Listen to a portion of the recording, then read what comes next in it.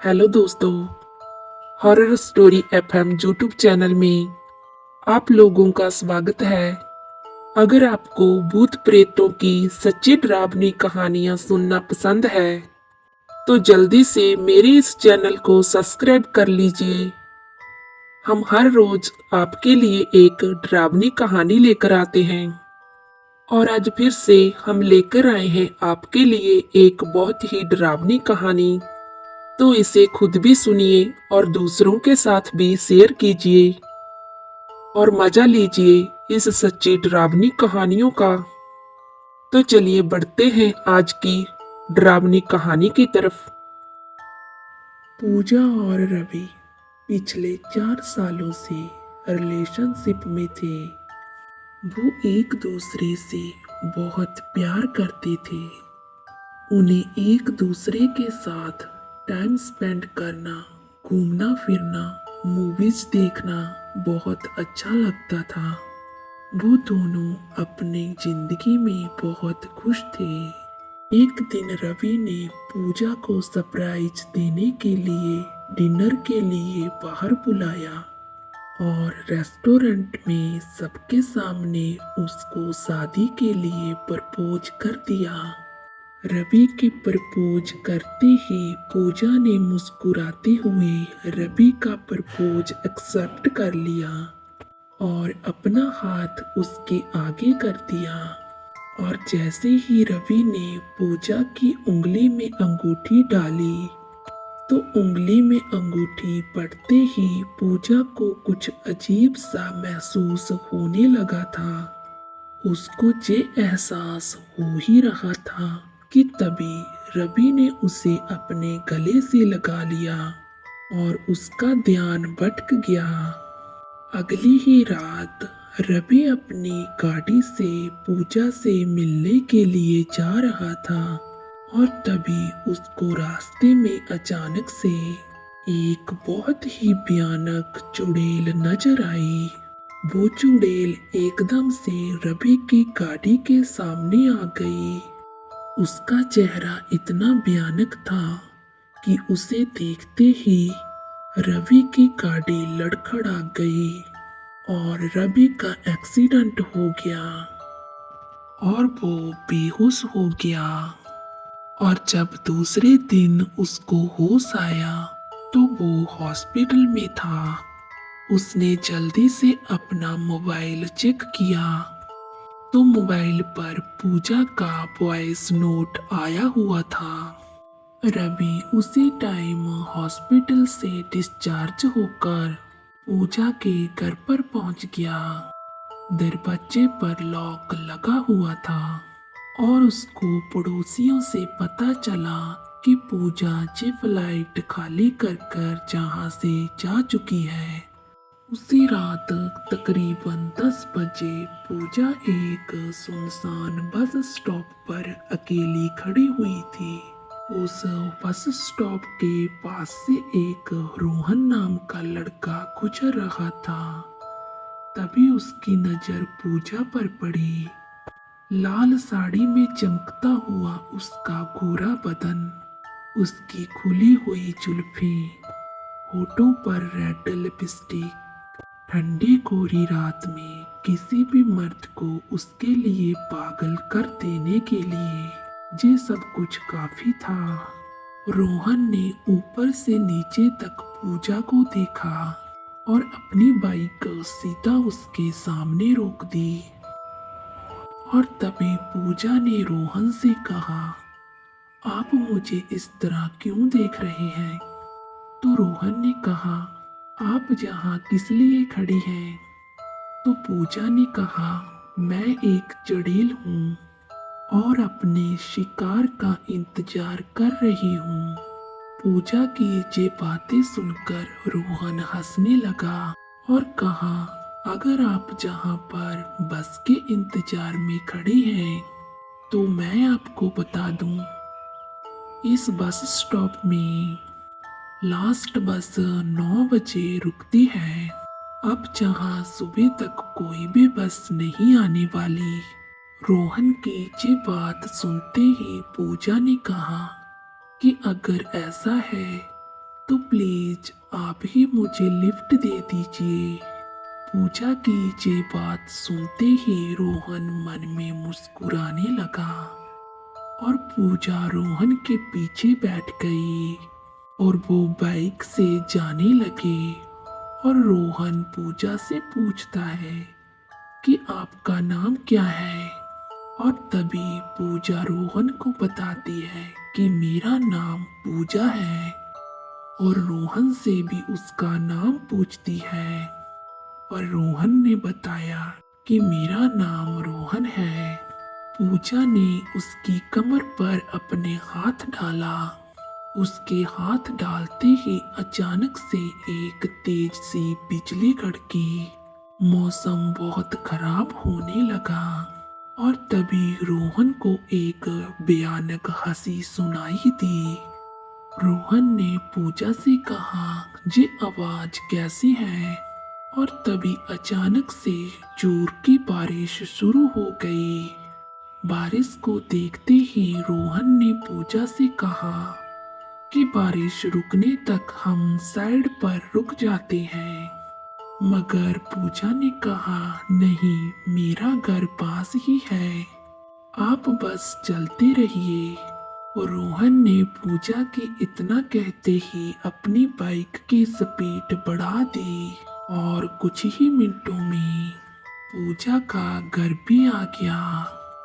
वो बाइक से उतरकर अपने घर की तरफ चल दी और रोहन भी अपने चेहरे पर मुस्कान लेकर उसके पीछे पीछे चल दिया।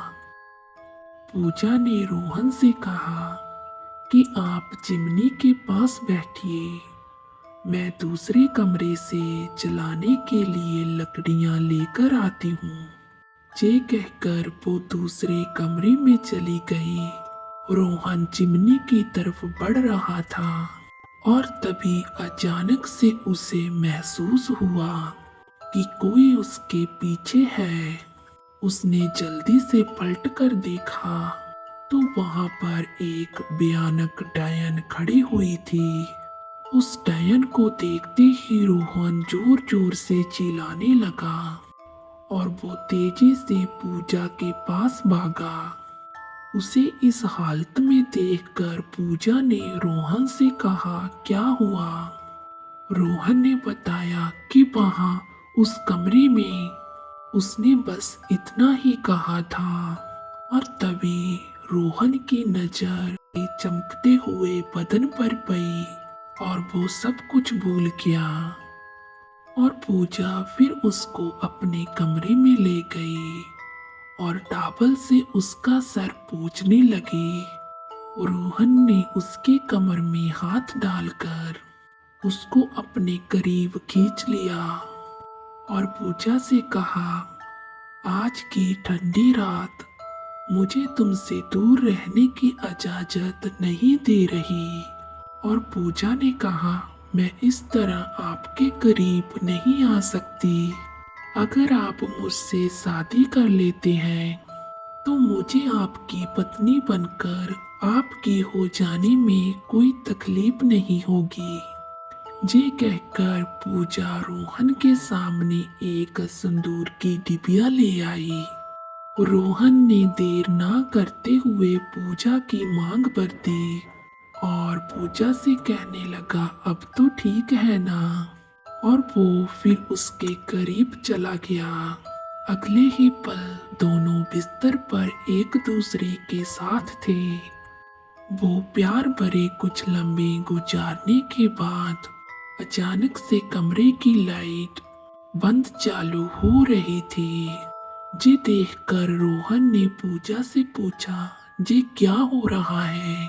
और तभी किसी ने रोहन के कंधे पर हाथ रखा और उसने जैसे ही पलट कर देखा तो वही भयानक डायन रोहन के सामने खड़ी थी। उसने रोहन का गला पकड़ा और उसे जमीन से ऊपर उठा दिया। रोहन घबराकर पूजा को आवाज देने लगा, पूजा, पूजा, मुझे बचाओ, कौन है ये डायन? तभी उस डायन ने कहा, मैं डायन नहीं, विनाशिनी हूँ। उस डायन ने रोहन को दीवार पर दे मारा। रोहन दीवार से टकराते ही बेड पर गिरते बेहोश हो गया और दूसरी तरफ रवि पूजा के जादू में खोया बैठा था। और तभी अचानक से उसके घर का दरवाजा खटखटाया और जब रवि ने दरवाजा खोला तो वहां पर पूजा थी। रवि ने पूजा से कहा, पूजा तुम, ये सब कुछ सच है या मेरा वहम है? और तभी पूजा रवि के गले लग गई और पूजा ने रवि को बताया कि तुमसे दूर जाना मेरी मजबूरी थी। पूजा ने और रवि को बताया कि मेरे बचपन से मेरे पर एक दोष है, सिर्फ उसकी वजह से मैं अमावस्या की रात को उस समय पैदा हुई थी जब विनाशिनी अपना शिकार ढूंढती फिरती है, जिसकी वजह से मेरे ऊपर विनाशिनी दोष लग गया था।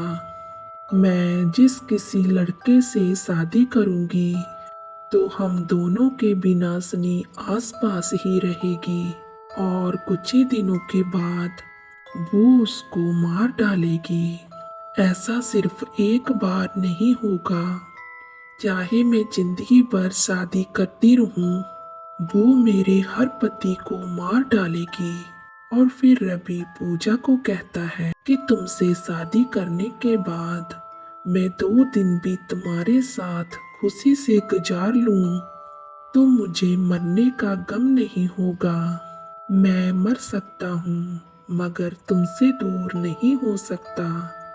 मगर पूजा रवि को कहती है, मैं तुमको अपनी आंखों के सामने मरता हुआ नहीं देख सकती और ना ही तुमसे दूर रह सकती हूँ, इसीलिए मैंने एक प्लान बनाया। पूजा के इतना कहते ही रवि अचानक से बोला, क्या किया तुमने? और फिर पूजा रवि को अपने साथ लेकर वो उसे अपने उसी जंगल वाले घर पर ले जाती है। उसके बेड पर रोहन जख्मी हालत में बेहोश पड़ा हुआ था और रोहन को देखते ही रवि ने पूछा, कौन है जे? और पूजा ने रवि को बताया कि जे मेरा पति है और मुझसे शादी करने की सजा अब जे भुगतने वाला है। और फिर पूजा ने रोहन के सिर पर हाथ रखकर कुछ मंत्र पढ़ने शुरू किए। मंत्र खत्म होते ही वो अचानक से उठ गया और रोहन पूजा से पूछने लगा, पूजा ये मेरे साथ क्या हो रहा है? वो विनाशिनी आखिर कौन है और ये आदमी कौन है?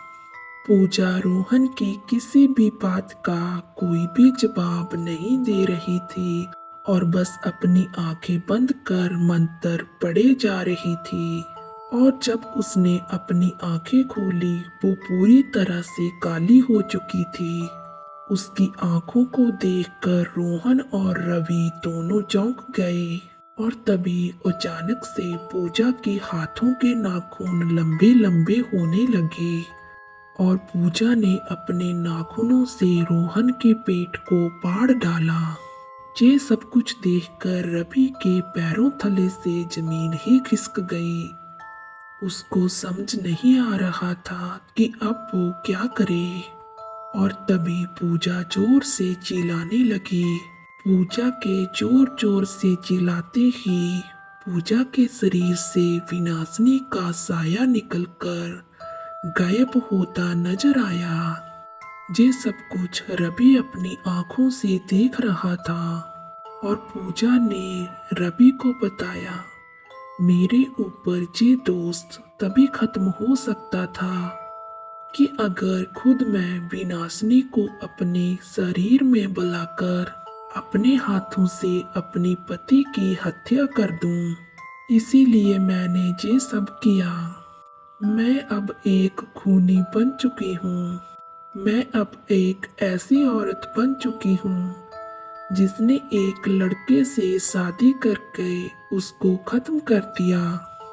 और अब मुझे लगता है कि तुम भी रवि मुझे नहीं अपनाओगे। और रोते हुए पूजा ने कहा, तुम जा सकते हो रवि, मैं तुमको बुलाने की पूरी कोशिश करूंगी। और तभी रवि कसकर उसके गले लग जाता है और पूजा से कहता है कि मैंने तुमसे बहुत मोहब्बत की है, मैंने केवल तुमसे प्यार किया है, सिर्फ तुम्हारे जिस्म से नहीं। मैं तुम्हें कभी नहीं छोड़ सकता, मैं तुमसे जरूर शादी करूंगा और जो भी सपने हम दोनों ने साथ में देखे थे वो हम दोनों जरूर पूरे करेंगे। रवि की यह बात सुनकर पूजा ने भी उसको कसकर अपने गले से लगा लिया। तो दोस्तों, कैसी लगी आपको आज की कहानी? अगर आपको आज की कहानी अच्छी लगी तो प्लीज़ चैनल को सब्सक्राइब एंड वीडियो को लाइक जरूर कीजिए। और आप हमें कहाँ से सुन रहे हैं जी कमेंट बॉक्स में जरूर बताना। तो चलिए दोस्तों, मिलते हैं एक और नई खौफनाक कहानी के साथ।